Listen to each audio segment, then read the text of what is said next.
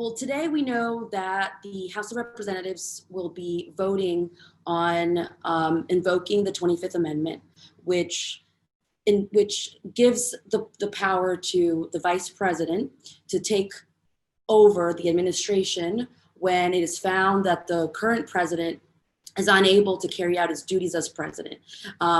Congressman Jamie Raskin, obviously from Maryland, has been the leader on this move, and House Speaker Nancy Pelosi did announce that that's what they're going to be doing. They're going to be voting on that today.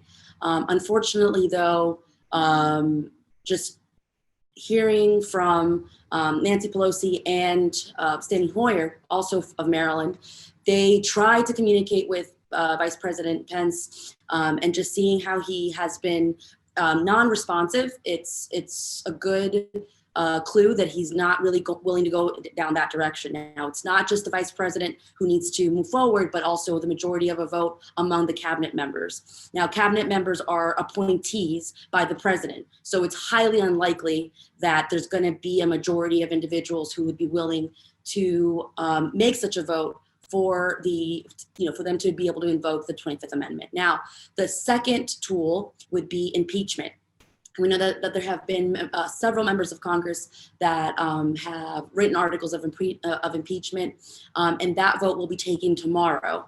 Now, in the House of Representatives, obviously we do have the majority as Democrats, but it's also unlikely that within the next 8 days that would have that there would be a resolution. You still need the Senate to vote, and unfortunately, not enough Republicans have criticized the president to the extent that they would be willing to vote for in favor of impeachment.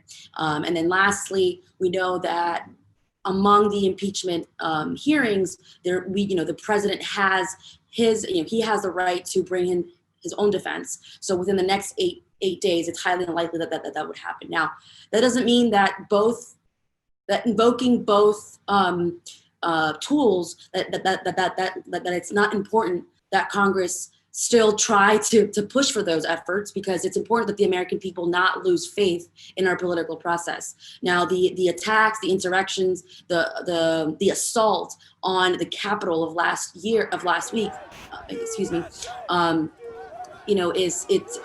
an unforgivable act, and the fact that the president incited this attack among his supporters is so unprecedented. And so for that reason, it's important that Congress use that it uses its powers to at least show the American people that we're going to hold this individual accountable until the last day of his administration, which, like I said, is within the next 8 days.